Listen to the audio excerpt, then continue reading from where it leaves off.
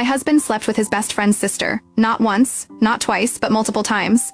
And he even brought her into our home, the bed, the couch, the kitchen counter. He told me he only loved me, yet his body told a different story. I didn't even have to imagine it. I heard her voice with my own ears. Rufus, when are you going to divorce her? You promised me. Soon, baby. Not now. She's still grieving to our dead daughter. Poor thing. Having a mother like her? No wonder. But don't worry. I'll give you a child soon.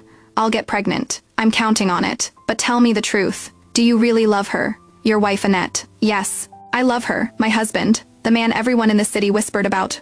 The cold, dangerous boss of the Anderson family, still had the audacity to speak about love while touching another woman 13 days. That's all I needed. My immigration papers would be ready by then, so I went to the consulate and filed my application. Hello, I'm here to apply for immigration, I said at the counter, handing over my paperwork. The clerk glanced at me, stamped everything quickly, and slid a receipt across. Your application will be processed in 13 days, ma'am. Please wait patiently. I nodded and walked out. Behind me, I caught the sound of murmuring. Did I hear right? Mrs. Anderson applied for immigration? She's leaving the country? But Mr. Anderson dotes on her more than anyone. What could have happened? Remember that wedding 7 years ago? Biggest event in the city. 3 years ago when she got into that car accident. He gave her half his blood. Last year she went missing for an hour, and he turned the city upside down looking for her. And now she's leaving him. I let out a quiet laugh, the kind that doesn't reach the eyes. Yes, everyone knew how much Rufus doted on me, to the outside world. I was the only woman he cared for. He was ruthless to everyone else, untouchable, feared even by his own men. But for me, he was all fireworks, diamonds, and sweet words. I still remember how it started. He saw me once at a party and decided I was it for him. He sent gifts, luxury cars, even put on a 3-day fireworks show that lit up the whole city. When I casually mentioned I liked chestnut cake, he drove through a snowstorm all night to bring one to me. He was drenched, lips blue from the cold, but the cake was still warm when he pressed it into my hands. And when my parents died in that accident, he abandoned $1 billion deal in New York to rush back to me. He found me shaking, hollow, broken. He pulled me into his arms and whispered, Annette, I'm here. I'll always be by your side. Back then, I thought he was my safe place, my Mr. Right. I gave him my whole heart, but love doesn't stop men like Rufus from straying. 9 months ago, temptation knocked, and he answered. His best friend's sister, of all people. He thought I'd never find out. But secrets don't stay buried forever. We had just sent our 2-year-old daughter to heaven when I saw the truth. When I smelled her perfume on our couch. When I pieced together the lies, I knew I was done. Rufus can play his games, charm the world, and tell me 1,000 sweet lies, but this time, I won't stay. I slipped my visa papers into my bag, flagged a cab, and told the driver to take me to Rufus Anderson Estates. The moment I walked into the villa, something hit me. A strange, heavy smell clung to the air, sweet and bitter all at once. My stomach twisted, and then I saw them. Rufus was standing on a ladder, pinning decorations to the wall. Beside him, Maisie Smith smiled like she owned the place. When the door clicked shut behind me, Rufus turned. His hands froze mid-air. Then he came down slowly, carefully. The cold mafia boss everyone feared disappeared in an instant. His eyes softened, his lips curved into that practiced smile that used to melt me. Annette, baby, why are you dressed so light? You'll catch a cold. Didn't you go out with your friends? Why'd you come home so soon? I was planning to surprise you. Surprise me gaze slid up to his neck. There it was, a fresh hickey, deep and red, mocking me. My chest squeezed, but I forced myself to blink it away. I said nothing. Maisie's giggle broke the silence. She walked up, swinging her hair, voice sweet but sharp. Annette, Rufus really dotes on you. He even prepared all this for your anniversary. She pointed to a pile of gifts stacked in the corner. My eyes followed her hand, and that's when I saw it. A wet patch, soaking into the fabric of the sofa beneath the gifts. The smell, the mark, the truth. So this was love. He really had sex with her right next to my anniversary presents. The ache in my chest spread like fire, but I kept my lips shut. Rufus, blind as ever, walked over with a velvet box. He opened it, lifted a bracelet, and clasped it gently around my wrist. Happy anniversary, sweetheart. I set up a candlelit dinner for us. Just you and me. I shivered and pulled back. Number, I don't feel well. Every second near him felt like punishment. He frowned instantly. All concern, all performance. He called private doctors, one after another, refusing to rest until they said I was fine. He ordered Mateo, his right-hand man, to fetch health supplements. He even brought me a glass of warm milk, pressing it into my hands until I drank it. That night, exhaustion finally dragged me under. But when I woke in the dark, my throat was dry. I left my room for water.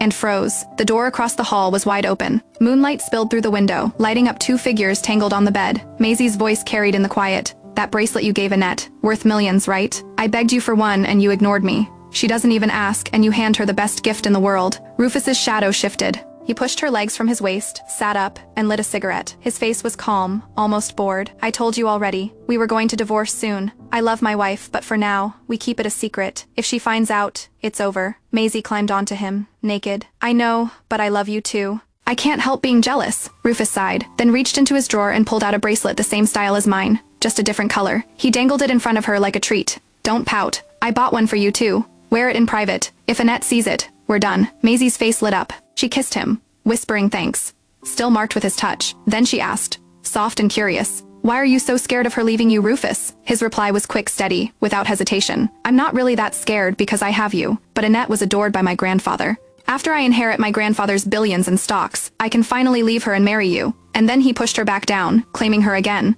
the bed creaking under their weight. Her moans filled the night air. I pressed my hand against the wall, choking on my sobs, staring at our wedding photo hanging nearby. His smiling face in that picture looked like a cruel joke. 13 days, Rufus, I whispered through tears. I'll be gone. Let's see how crazy you really get. Asterisk, asterisk, asterisk, I woke up to shouting outside.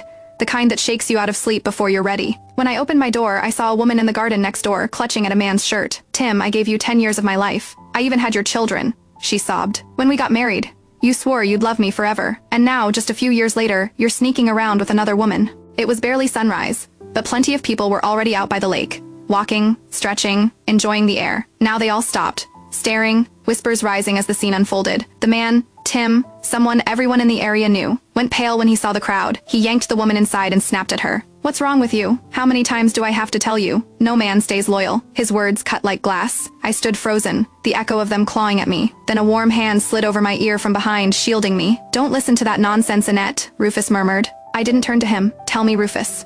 Do all men cheat in the end? He stilled for a moment, then gently turned me around to face him. His dark eyes locked on mine. I can't speak for the rest of the world, but me. I'll only ever love you. I searched his face, his perfect practiced expression. You'll only love me for a lifetime? But a lifetime is so long. He pulled me close. A lifetime is long, yes. That's why I only want you to fill it. I let out a laugh, but it tasted bitter on my tongue. What if you betray me, Rufus? If I ever betray you, may lightning strike me where I stand. The vow was bold, cruel, almost, because I already knew the truth. His skin reeked of another woman's perfume after nights he spent away from me. He could touch them, claim them, and still whisper these words as if he meant them. Are you really not afraid that promise might come true? Not at all. No one in this world knows how deep my love runs for you. If you don't believe me, I'll open my chest and show you my heart. If that still doesn't convince you, Annette, I'll give you my life. I thought to myself, if you're so willing to give me your life, why can't you control your desire? Before I could say more, a voice cut in from the doorway. What are the two of you doing here? We both turned. Maisie stood there, draped in a red dress that clung to her curves, leaning casually against the frame. I felt Rufus stiffen beside me, his brows pulled together. It's not the weekend. Why are you dressed like that? Where are you going? It wasn't the voice of a brother. It was sharper, tinged with something that sounded far too much like jealousy. Maisie noticed. She smiled, slow and deliberate. Company party tonight. I'll find myself a boyfriend there, so don't wait up. Rufus's expression darkened, but Maisie only grinned wider before turning her eyes to me. What about you, Annette? Any plans for today? Rufus didn't let me answer. His fingers slid through mine. Annette and I are heading back to my parents' house. Maisie's eyes sparkled with something I couldn't name. She gave a polite little nod, said goodbye, and walked out, leaving behind the faint scent of her perfume. And Rufus still hadn't let go of my hand. Half an hour later, Rufus was behind the wheel, driving me back to the Andersons. He hated going there. His parents had never warmed to me.